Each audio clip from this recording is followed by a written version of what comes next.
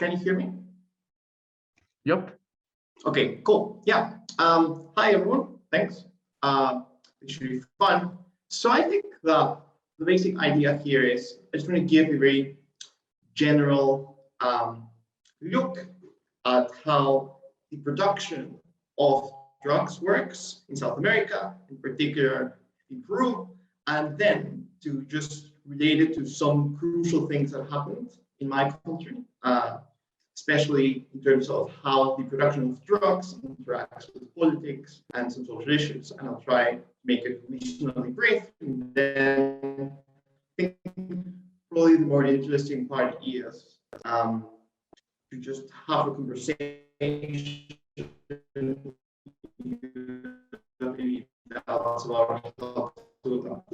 Apply this directly to some scenarios in, say, specific instances in debating. So, right. So I would say that the first thing to keep in mind between countries, Just a sec. transportation countries. So, for example, Sebastian. production of cocaine in Mexico,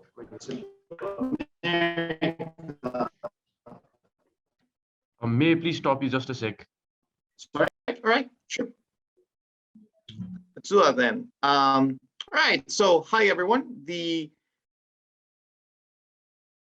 So the idea here is just to give, say, the picture of how the production of drugs works at a very general level. Then to say, to give some explanation of how this specific thing works and interacts with different issues in Peruvian society, and then to leave, say, some time, I don't know, for questions, or perhaps you have one specific doubt about, I don't know, how to discuss one specific issue in relation to Latin America or the war on drugs or something like that. So I'll try to be reasonably brief.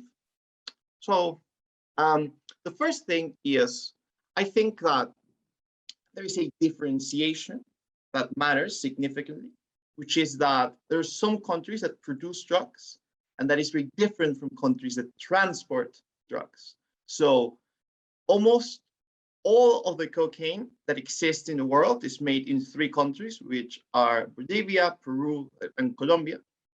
And places like Mexico or say El Salvador, they don't really produce many drugs. Their essential role is that they work as transportation sites, so you can take them mostly to the United States, but also to some extent, they also say ship drugs to places like Europe, and some places in Asia, and so on. But the basic idea here is the way that transporting places work is reasonably different from how the places that produce it work. The focus of this talk will be mostly on the countries that produce it. So I think many of the things that I will say specifically about my country may also work for, say, parts of Bolivia and parts of Colombia.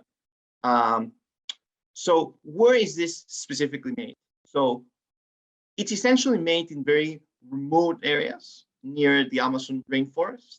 The specific area in Peru that produces most drugs is called the Pan-Ams and the Huayanga Valley. This is essentially a large area that's very scarcely populated and very remote, and there's essentially not much government presence there, and it is largely because of how inaccessible those places are that it is extremely difficult to tackle the production of drugs there.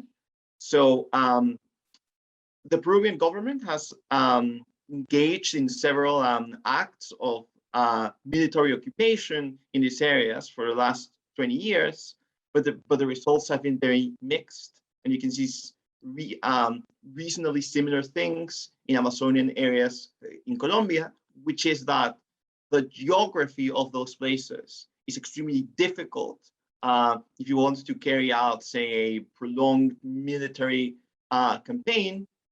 So that makes it, say, the optimal place for the production of drugs to take place, because it's just very difficult to like locate them.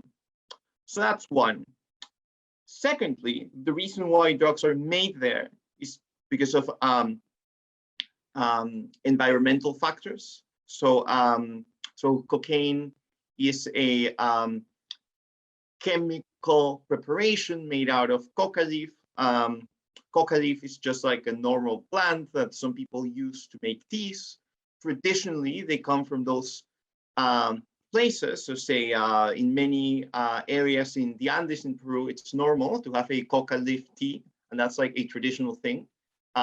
It's not a drug, but those same leaves can also be used for cocaine. And I think around 90-ish% of coca leaves today are used for narcotics.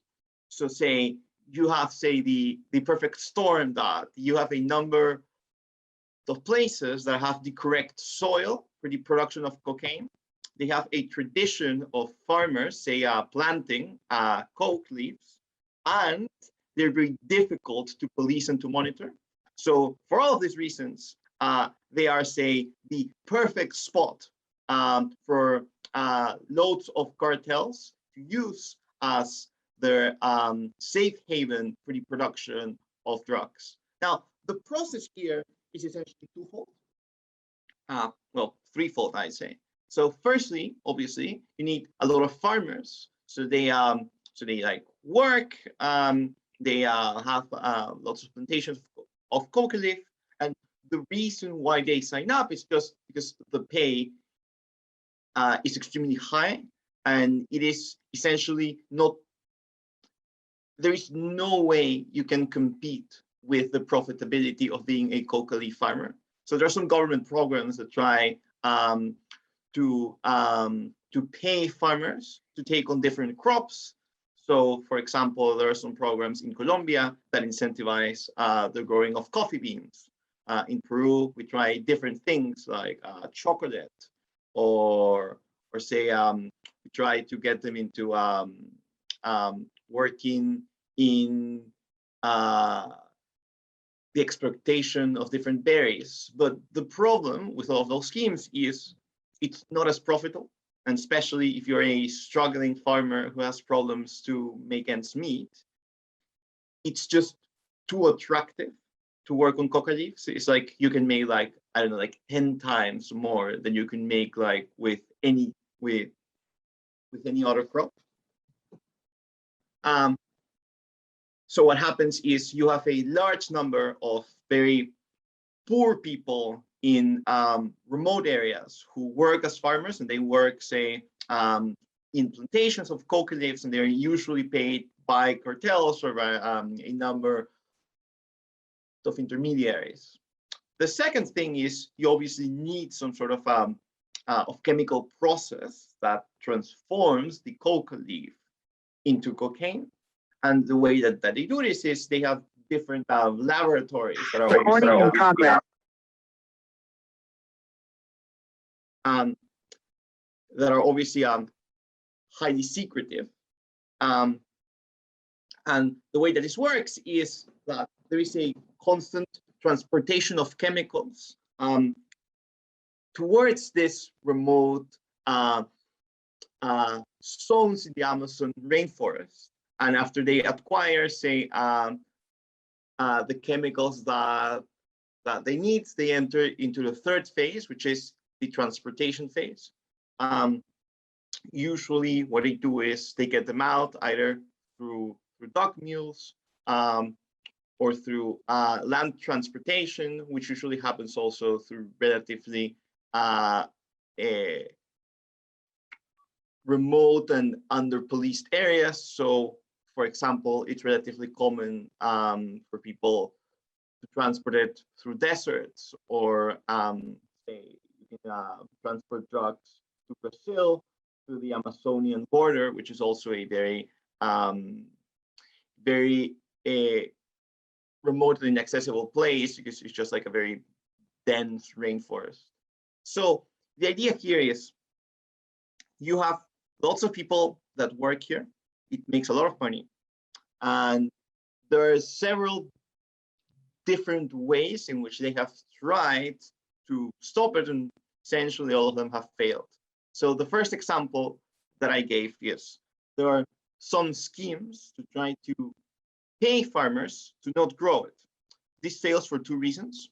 The first reason is the one that I just explained, that even if you are essentially like subsidizing the coffee, I don't know, if you pay them so they grow some coffee beans, it's extremely unlikely that they will make as much money as they make doing something else. The second reason is that very often the government is not sufficiently stable or sufficiently competent to offer them, say, long-term security against vendettas from cartels. So it's not uncommon for farmers to be like personally threatened by cartels, that if they quit the business, they will be killed or they will be kidnapped, or at the very least, say, they will terrorize them by doing things like, I don't know, if a farmer abandons the business and starts planting coffee, they will burn their crops, or they will try to like sabotage the farm. So essentially there are lots of intimidation tactics here.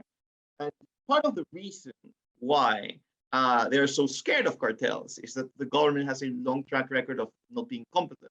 So say, I don't know, if the government offers you some protection, it is not clear that they will actually be able to deliver it, because there are lots of bureaucratic barriers and corruption in say, the police forces. So it is actually not that clear that you can convince a significant percentage of farmers to give up on, say, working for cartels. A second strategy that they have used, and that has also failed to some extent, is fine. What we'll do is we'll try to do lots of forced eradication efforts. So say we'll do things like we'll use a number of pesticides that will drop, and we'll just like kill the crops there. And if the farmers don't like it, then fine, who cares? There are three problems with this, but I think we can like divide them into subsections. The first problem is a humanitarian issue, which is that this is really bad for farmers for two reasons. The first is that when you use those very strong pesticides, you usually make the soil not fertile for any sort of crop. So you ruin them, and they're extremely likely to be people who are impoverished in the first place. So you like destroy any meaningful chance that they have to earn a living. Secondly, they are usually, say, asked to meet some sort of quota by cartels. So if you start like destroying their soil, they will be like pressured to work like longer hours to still meet, say their production quota. So like you're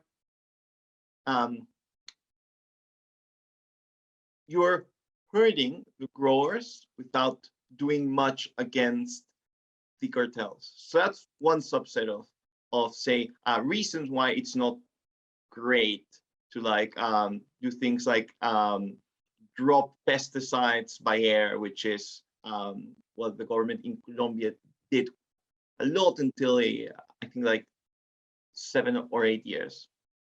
The second subset of reasons why this strategy is not that helpful is that the basic logic under which this strategy tries to operate is the following one. We will try to financially ruin cartels by making the production of cocaine more expensive. And part of the reason why we'll do this is that we will generate scarcity. And this means that coca farmers will now have the capacity to charge cartels more. And this means that the profit margin will go down. there are two reasons why this doesn't work. The first reason is that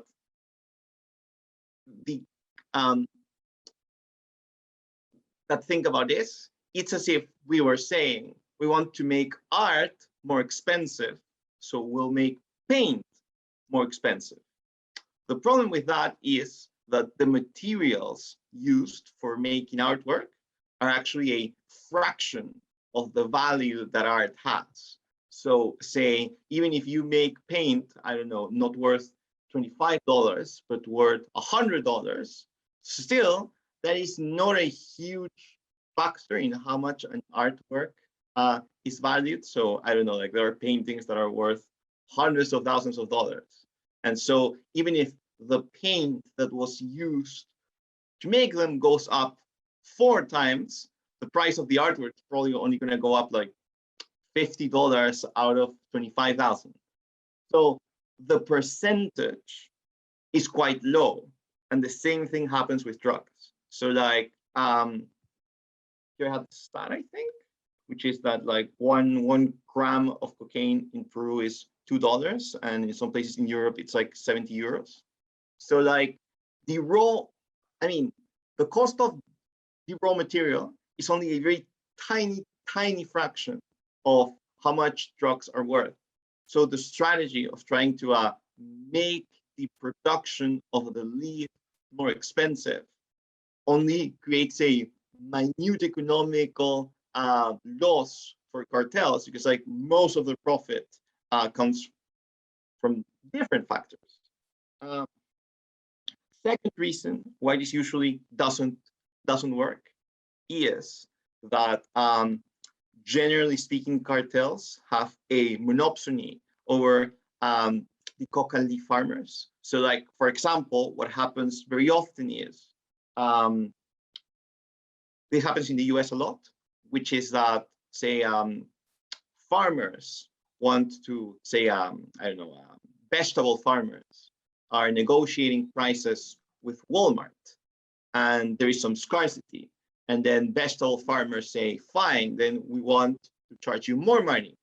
But Walmart has so much bargaining power, like in many cases, Walmart is essentially the only buyer they have, that they can say, no, like, we just won't pay what you want, even if that is the market value, because we have more bargaining power, because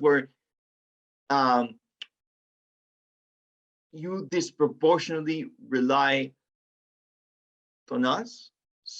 And a very similar thing happens with cartels. So say it is very unlikely that you'll see like different cartels bidding for who pays more for a specific batch of coca leaves. So it's more likely than not that it is a monopoly, because there is one cartel that works in a huge area, and there are like thousands of farmers working for them. So even if farmers wanted to raise prices, cartels would just say no, and farmers don't really have much to bargain with them. And in any case, cartels also rely on things like the threat of violence. So it is unclear that it will like significantly increase prices, or say impose a huge number of different costs on cartels if you try to say make the plantation of coca leaves more expensive. So what some people think is fine. So if the eradication strategy doesn't work, then let's try something different. Let's be more generous. Let's try legalization. For example, there are several problems with this. The first is, look, even if Peru legalized drugs, the United States would not legalize drugs. And it seems that in a large extent, the reason why the infrastructure of cartels exists is because you need people to transport it into different societies. So it's not that the Peruvian government really cares much about consumption. Like, they essentially don't police it. So the real reason why cartels have like submarines and are like and have like huge numbers of workers and bribe authorities is because they are trying to get the drugs out of Peru and transport it, say, through Central America, through Mexico, into the United States. So it is unclear to me why cartels would go away if, say, most countries in South America made it legal, because they would still need a number of, they would still need the logistics to transport them out of those countries and say, so let's assume that Peru legalized drugs and they would have like a number of nice, shiny legal businesses that sell drugs. They would only work locally and they could not say help the transportation of drugs outside of Latin America because that would be a crime. So you would still need huge criminal like associations that transport those drugs out. So it's unclear that it would help much. But fine, let's say that everyone legalizes drugs. Would this work? I'm not so sure for two reasons. The first is that there are lots of things that are legal in Peru and in South America, and there's still huge groups of criminals that assemble their cartels around it. So say drugs are a huge problem and they fuel crime and so on, but so does lumber and so does gold. There are huge cartels that traffic gold and other products that come from mines. Mining is actually also a huge source of crime. There are specific regions in Peru, such as Madre de Dios, which is near the border with Bolivia, in which illegal mining is actually more of a problem, and it's a more prevalent source of violence than drug trafficking. And like obviously, gold is not banned. Also, say the industry of lodging is also controlled by number of crime syndicates. So it's not clear that the way to stop the monopoly of number of different cartels is legalization. But the second thing here is, I think the argument that you'll often hear is no, because cartels are not profitable against companies that work legally. So I think the argument essentially goes like this, which is, look, if drugs were legal, you would have transparent and nice private businesses that produce and process drugs, and they would be, say, far more, say, reliable. The quality of their stuff would probably be higher. They would be more trustworthy, more transparent, but also say people would want to buy drugs from them because they are like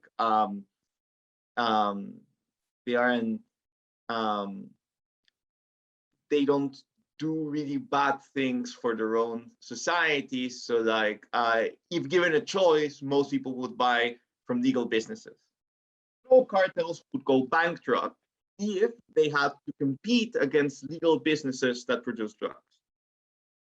It's not clear that this is correct. Why? Firstly, because cartels have lots of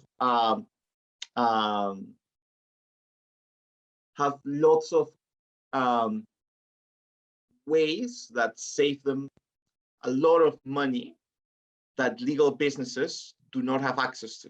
The first one is bonded labor. So, I mean, very obviously, cartels don't pay taxes and don't have to comply with, like, I don't know, zoning regulations and things like that, which obviously say add some costs legal businesses and makes them less competitive. But also, cartels do things such as bonded labor, or so say they do things like they threaten farmers to work essentially for a starvation wage or for nothing even, or say they are in control of geographically privileged areas. So say even if we had like legal businesses that made drugs in California, they would not have the appropriate soil to make it happen.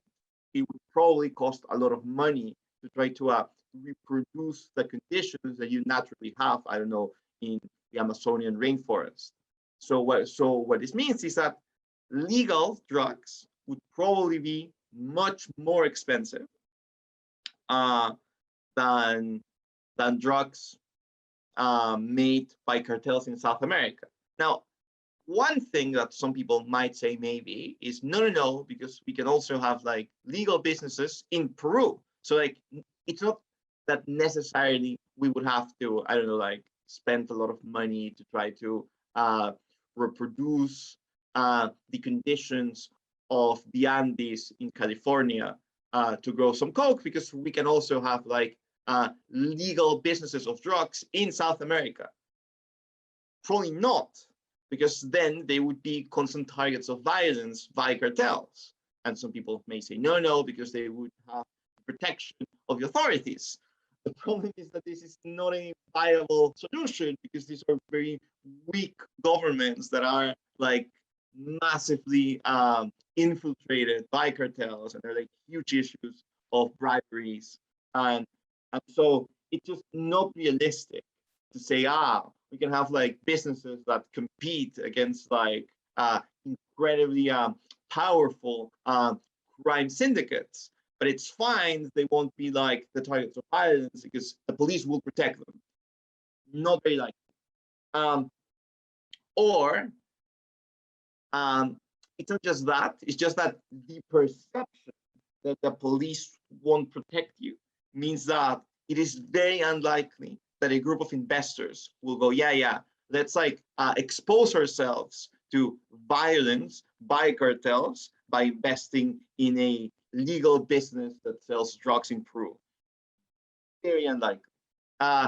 So this means that the main strategies that we know of, which are, say, the more lenient strategy, which is let's just legalize it all and let's let the free market do its magic, and this will get us rid of cartels. It's not super likely that this will work.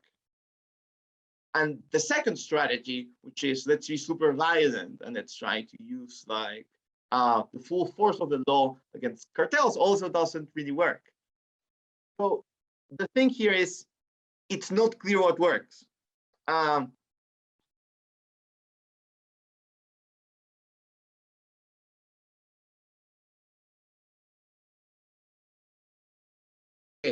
So I think this is like the context of how supplies work, and say, and what are the main things that you will hear about, say, what are the potential solutions for solving the war on drugs. Now, I'd say that we can have a brief chat on how is it that the production of drugs interacts with a number of different social issues. So, one, politics. So, it is a very sad, very real truth of Korean politics that being a supporter of drug cartels is a bipartisan issue. So, like the infiltration of cartels in the left and in the right is quite prevalent. So to give you like a glimpse of how this has worked, in the 90s, we had a dictator who was a right-winger called Alberto Fujimori. And he actually worked hand with hand with many different cartels. And he went as far as he would transport drugs in the presidential plane And he also did like things like selling weapons to drug cartels in Colombia and things like that. So essentially, in the 90s, we had a government that was transparently complicit with the drug trade. And the relationship between cartels and Fujimorismo has continued until this day. So Fujimori is in prison for what he did when he was the president during the 90s, but his daughter is now a leading leading political figure, and she also has lots of ties to cartels. So, for example, they found something like I'm not sure how much it was, but like a ridiculous amount of cocaine in a container that was owned by her brother. Her campaign manager, she ran for president in this last election, was, well, is currently being investigated by the DEA for drug trafficking. Some of her MPs currently have like a bunch of ongoing like legal disputes because they are credibly accused of being themselves drug traffickers. So the degree in which they not only drive lots of politicians, but are politicians themselves is actually reasonably high. So I don't know if you know this, but Escobar actually was a senator in Colombia. And we don't really have a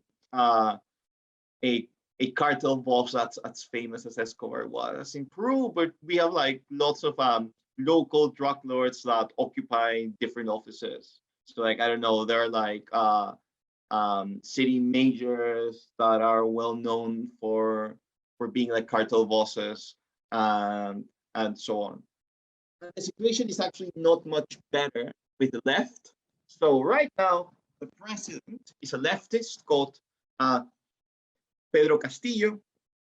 Pedro Castillo comes from a party called Peru Libre. Peru Libre also has like a long history of suspicious issues related with drug cartels.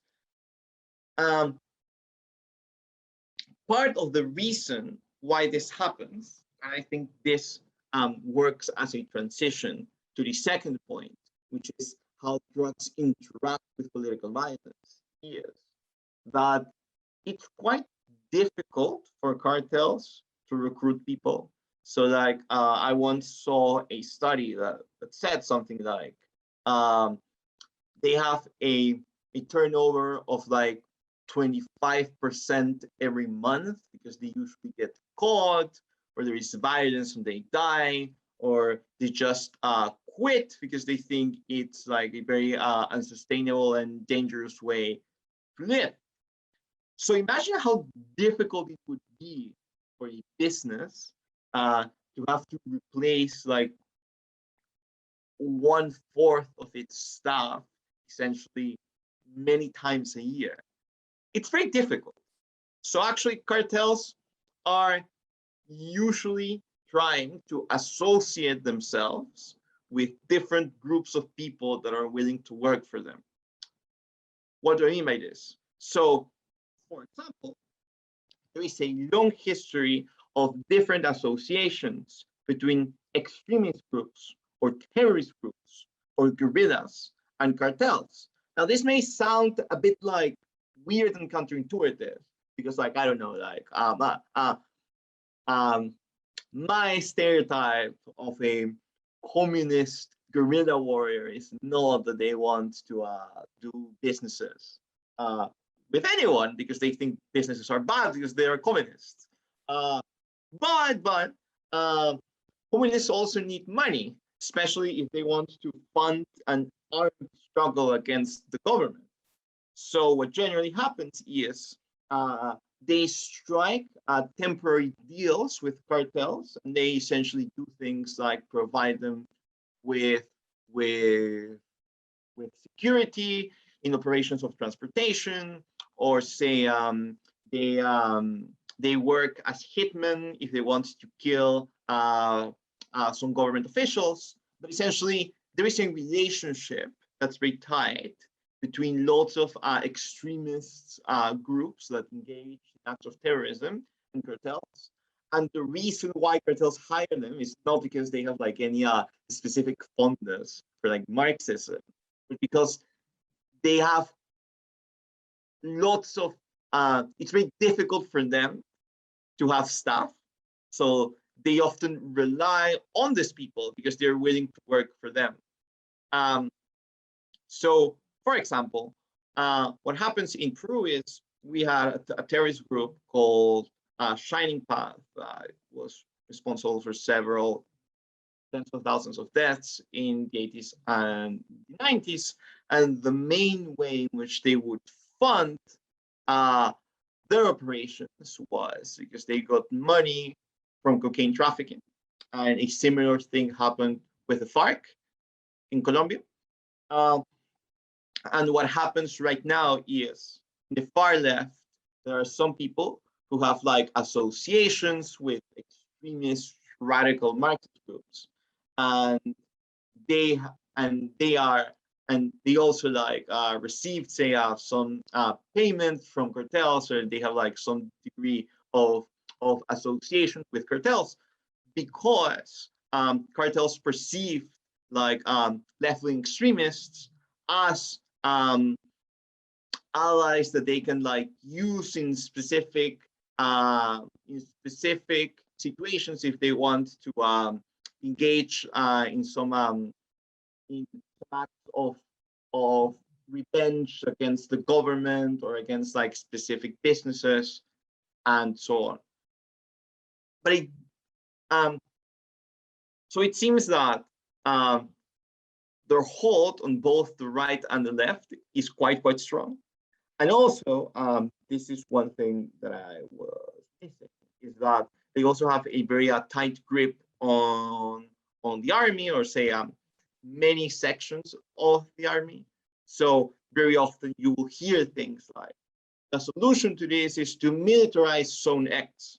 So actually, the major area where the production of cocaine takes place in Peru, Prime, has been under the occupation of the army for 15 years, I think.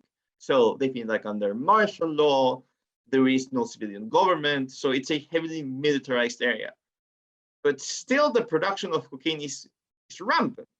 So like the hypothesis that most people have accepted, most scholars, is the reason why this happens is that there is some degree of complicity between, say, members of the armed forces and cartels. So say they are being paid like a commission